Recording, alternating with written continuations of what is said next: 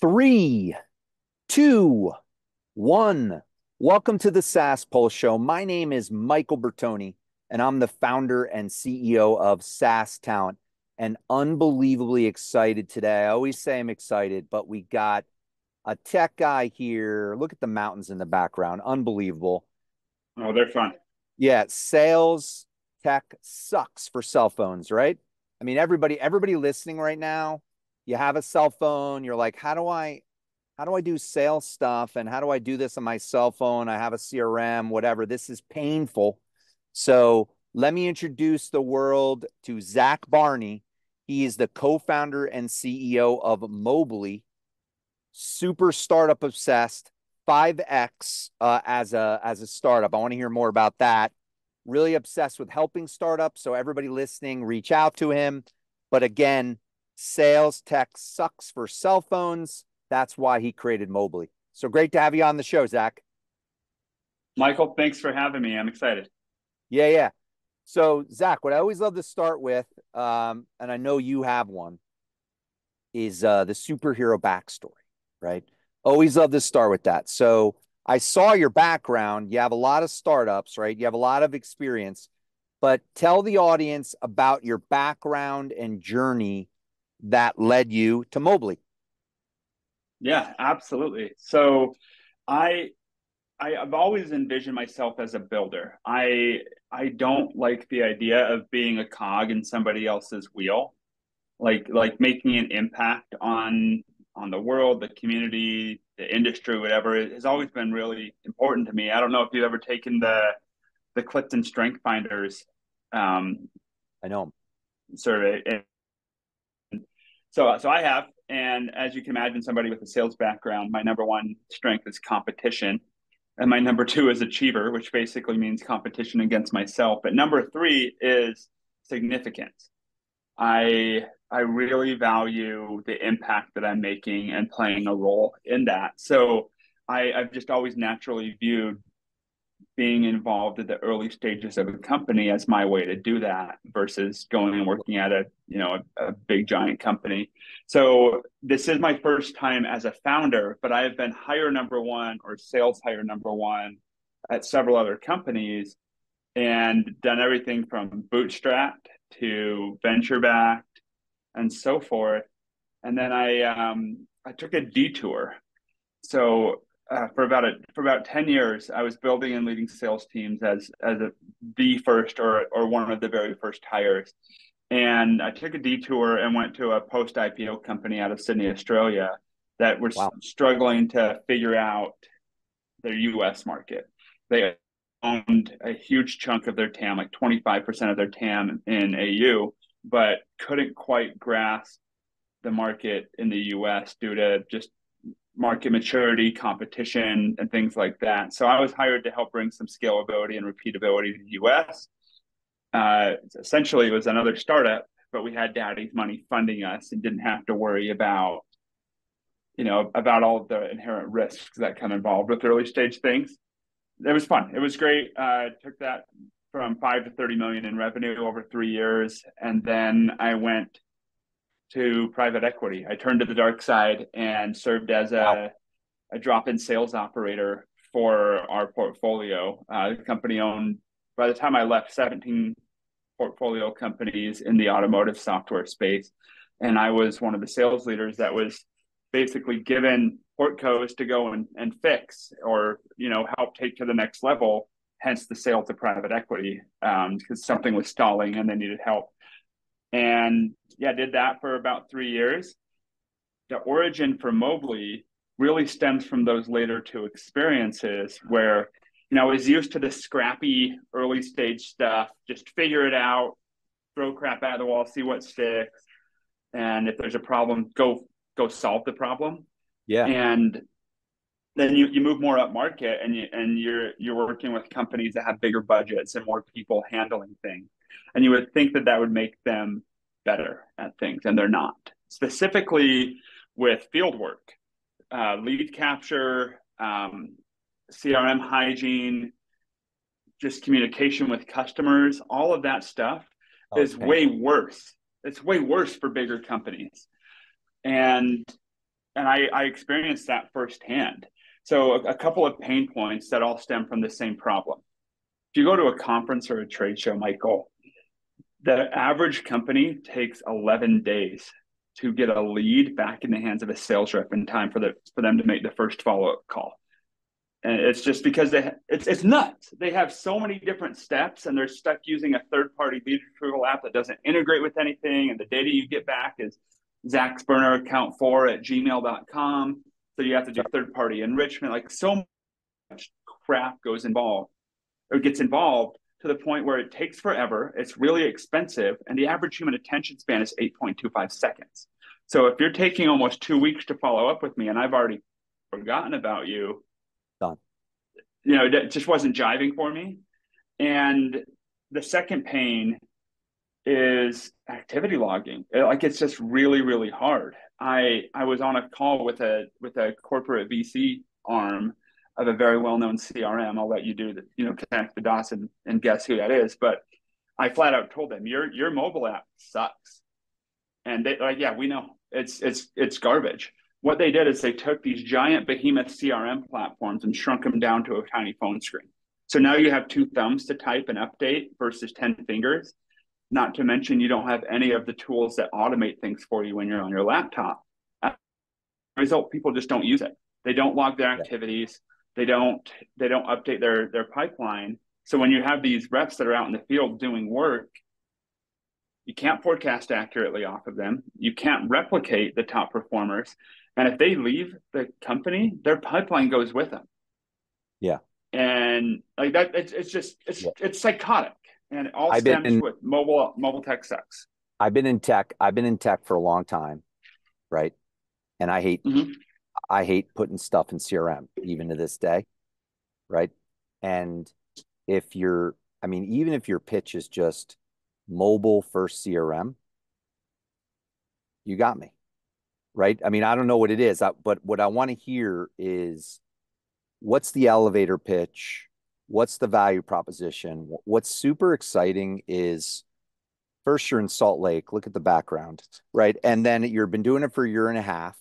Looks like, that's how long it was in your LinkedIn. So you launched recently.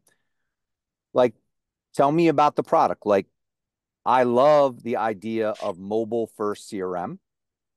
I think the market needs it. I don't know if anybody's saying that. Like, I don't even know if you're saying that. I looked at some of your branding, but it's like you're absolutely right. Was Salesforce mobile CRM? No. Was HubSpot mobile CRM? No. Was any of the other ones mobile first? No. Right? So tell me the elevator pitch and value proposition. Let's jump in. Cool. Sounds good. I'm gonna lead with the current state of the product, because it's a huge problem. We're only tackling one piece of it right now, which is the lead capture. So Mobly is a universal lead retrieval, enrichment, and engagement application. Any user in your company can use Mobly to capture the contact information for anybody they meet in person, have that data instantly enriched, ranging from cell phone to social media, and pushed to the CRM directly. And then they can follow up with those leads via text, call, email, social, calendar from the app, and the activity actually logs back to the CRM for them.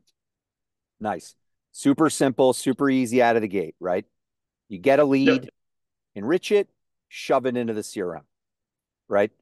So yeah, tell me about who's doing this. I mean, so who's out there doing this? Who's the competition? Like, is there any, like, where are you with that right now? So we're selling primarily to event marketing teams right now, because it's replacing their need to rent third-party badge scanners at all of the events that they do. And they are really struggling with lead attribution for these giant budgets that they have to sponsor events. So the value for them is, it makes sense on the usability side, but they're also increasing their lead to op conversion rate by 17%, which makes them millions of dollars a year. We've got 40 enterprise customers right now, ranging from Fortune 200 down to 50-person SMBs, but they're paying us on enterprise license. Nice. Competition wise, like it sounds cliche. We don't have direct competitors. Yeah, We have you're niche. a lot of adjacent. The closest ones would be companies that claim to be universal badge scanners, but they actually require access to the events API. So it's essentially a better UI that integrates with your CRM, but you still are reliant upon registration data from the event. Two problems there. Number one, you can only use it if the event provides it for you, and they typically charge an arm and a leg for it. And number two, you still have the conundrum of that data is never very good. So it's like halfway solving the problem. Zach, first off, I got a lead for you, just to let you know. So basically his name's Gus Yeah, Calabrese. So Gus Calabrese, he's affectionately known as the events guy, right? cool. So just to let you know a little bit about me, I am unbelievably passionate about lead gen. I basically built my company, my recruiting company, based on leads. Like we actually call, because we hunt people and for companies, and we get leads. So I love lead generation and I love events. So I got a lot of people in your ICP, which I was going to ask you next. So for everybody listening to this right now, we want to help Zach, right? Everybody knows event people. Everybody knows event people, right? Everybody knows these people. So who's your ICP? Is it big event? I'm sure there's all sorts of different people that do events. There's small, there's Yeah, mid-size, there's big ones. So are you attacking the event people in the big companies? Like, what's that look like? yeah.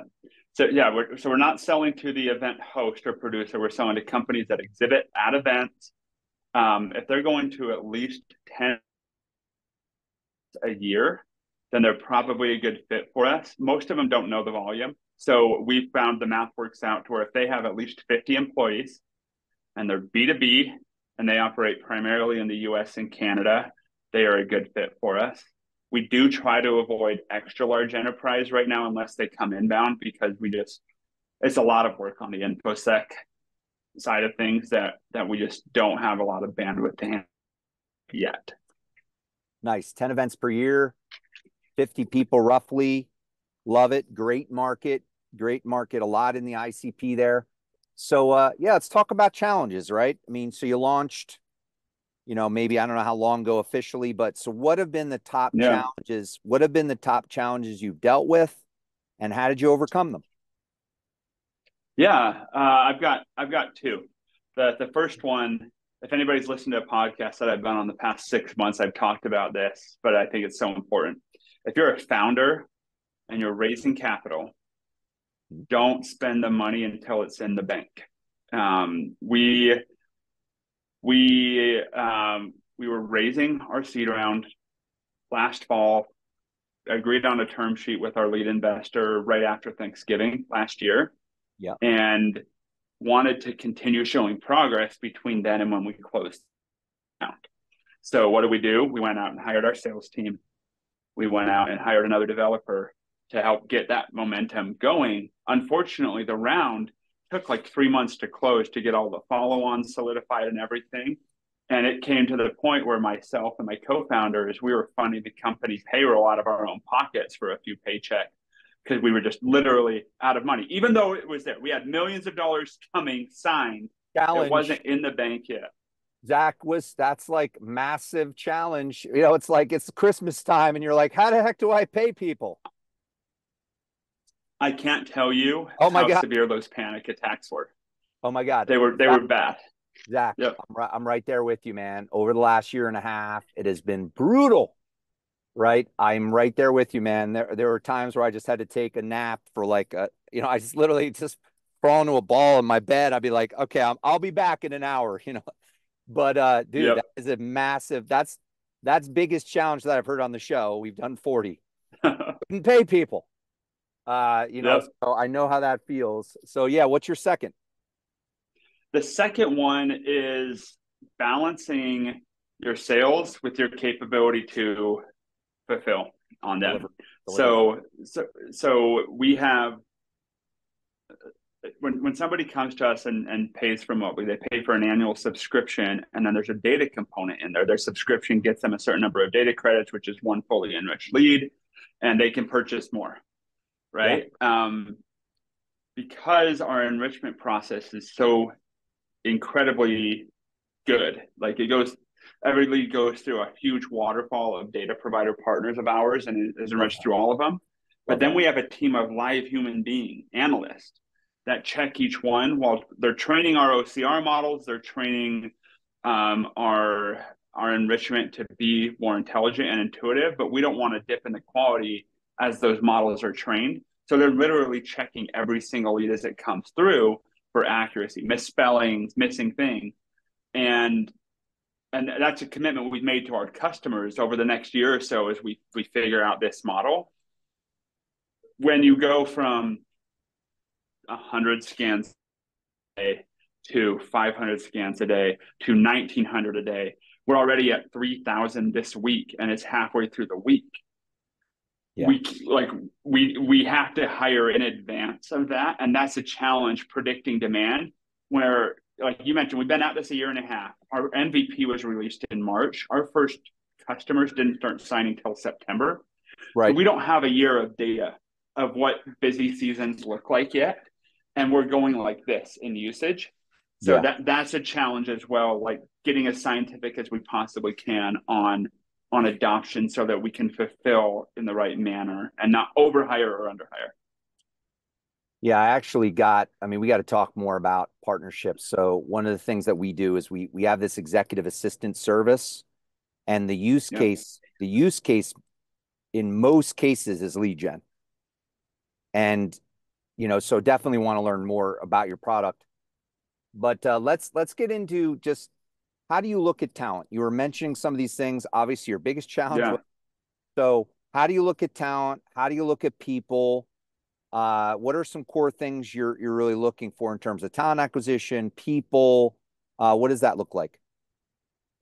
So there's a couple of things I'd love to chat about. Number one, have you ever read Work Rules by Laszlo Bock, who's the chief people officer at Google? I will write it down. I have not, It is but amazing. I've what is read it the book multiple again for times. everybody? Say it one more time for. Work, yeah, Work Rules with an exclamation point. Not like the rules of work, but Work Rules, rock on. Love it. Laszlo Bock is his name. And one thing that he talks about two things really that are important. Number one, it's okay to experiment with your culture and your talent and figure out what works. But number two, Google does not let the hiring manager make the final decision on hires. The hiring manager has their process to finalist, but then there's a hiring committee of people that are involved with that role, but not directly overseeing the role, that make the final decision. And they found that it helps prevent blind spots on the part of the hiring manager, where they make exceptions or hire somebody they really, really like, even though they might not be the best fit for that role. So Yeah. we're not perfect at that yet. Like we're so small that sometimes the hiring manager provides a little bit more influence than they should. Sure. But that's something that I have implemented at previous companies, and it works really, really well. Yeah. And I also think it's incredibly important to focus on diversity early. Sure. Not like I do not like diversity for the sake of diversity. What I like is diversity for the sake of the benefit that it brings your company, differing experiences, viewpoints, the ability to recruit other people, and so forth. And if you don't focus on it early, and we've kind of learned this the hard way, then you have to focus on it more later to not backpedal, but to change perceptions of your company. So out of our first dozen people, we only had one woman on the team, not by Yeah. design, like not by design at all. It's That just happens. we hired our network. We hired people that we knew were rock stars. Like our CTO brings in his core team of people that have been with him for 10 years. So making sure that we gave other people an opportunity to come in and shine and showcase their talents, even though we didn't know them directly, has been really beneficial for us. So 2 of the last 3 hires we've made have been women. And I'm so appreciative of that because they weren't from my own network. Yeah. And that just, it broadens everything. It broadens the company's network. It broadens the viewpoints and all of these other things. So if you don't focus on it early, you might not think it's important yet, then it's going to be a bigger challenge where you might not get diverse candidates ever wanting to come in if they feel like, like you're only hiring, in my case, white dudes, because that's the only people we see on the website, right? Yeah. Yeah. No, I'm right there with you, man. So my team is US, Latin America, India, Thailand. I have this diverse mix of men and women, all different colors, all different everything. And I've been doing that from the beginning.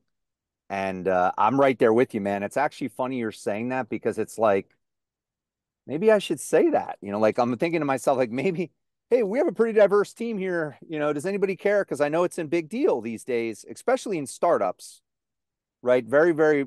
So I had a client one time that was telling me, Zach, like as we were helping them grow, he's like, Mike, like need to get some more women in here. Like he was literally telling me that. So I totally, totally get it. Yeah, it's not like you were like purposely not hiring women, right? Yeah, Or it's not like that. That's in most cases, people are not trying to be sexist or racist or anything like that. It's just we're hiring our network, and yeah, but you don't get the benefit of people being able to read your mind. So huge kudos to Chris, my co-founder, on pushing this. nice. Because I was the passive guy. It's like I know a great VP of whatever. I know a great salesperson. They're awesome. Okay, but have you ever even opened your eyes to other people? Because this is what it's going to do to us if we only keep doing that. And he pushed it. I wasn't a big fan of being pushed on me initially, but I'm glad I softened on that. It's done nothing but benefit us. No, that's great. It's been an awesome show, man. So in terms of advice, right? I Yeah. always, so two or three biggest piece of advice that you would give, a lot of people listening are solopreneurs. They're thinking about doing a startup. They're, that sort of thing. Like, what are the two or three biggest piece of advice that you would give these people? Thank you for that clarification because my advice would be different for the types of listeners, right? If you're thinking about being an entrepreneur, two things. Do it as early as possible. The older you get, the more used to comfort you get. It Yes. like take risks early when it doesn't hurt as bad to fall down. Right. So that's my biggest regret. Like while I've taken risks as an early hire, this is my first time founding a company and I am married with 5 kids. And my Whoa, co-founder is Salt Lake, married with Salt Lake six City. kids. You have to keep up with the stereotype and you when you're here, man. When in Utah, do as the Utahns do. Is Yeah. what I Yeah. tell people. I I have No, great like friends in Linden, and yeah, no, yep, everybody's got like five, six, or seven kids. And yep. one of my friends said to me, one of my friends in Linden, he said, "Yeah, man, Mike, I got married. Yeah, when my wife just said, she was having a baby, I got married. I was like, okay, so no, that's awesome, man. That's awesome. So keep going. Yep. London's right there. Um, so yeah, take risks early. And then if you're not in a place to do that yet, go work at a startup and get as close to the founders as you can. I am so grateful for those experiences. I've worked at failed startups, Yeah, right? And a lot of people are like, that sucked. That was a wasted year, a wasted 2 years. No, that's amazing because I learned how to fail. And I also learned the stresses and made sure that I was mentally prepared for them. And you will never be able to take on as much responsibility earlier on in your career as when you're at a startup. It's really, right. really hard to own a CRM when you're one of 1,000 people in an organization. It's really hard to own a project by yourself when Right. you're one of 500 people at an organization. It's really easy when you're the only one raising your hand being willing to do it because there's 6 of you in a room. So do that early. Best things I ever did for my career. Nice. Yeah, so I could tell you're gonna accomplish big things with your own company, Zach. I could totally tell that. It's awesome. So again, mobily, so people that are in events, generating leads in an easy way, getting them into HubSpot or getting them into Salesforce or getting them into wherever. So it was awesome having you on the show, Zach. So let's stay on for a minute or two. We'll debrief here. Yeah. But looking forward to talking to you more. Thanks, Michael. Great to be here. Thanks again for everybody listening.